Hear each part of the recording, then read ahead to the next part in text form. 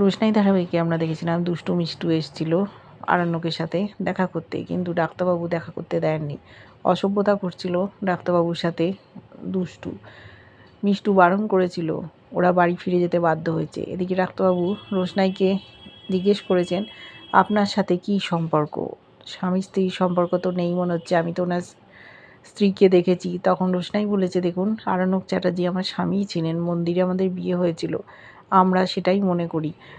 যেই হয়ে যাক না কেন, ওনার বিপদে আমি ঝাঁপিয়ে পড়ি, উনিও আমার বিপদে চলে আসেন, এটাই আমাদের মূল কথা। উনি আর কথা বাড়াননি, নার্স হয়ে আরণ্যকের কাছে থাকবে। ডাক্তারবাবুরাও রাজি হয়েছেন, আদিত্যর এটা প্ল্যান।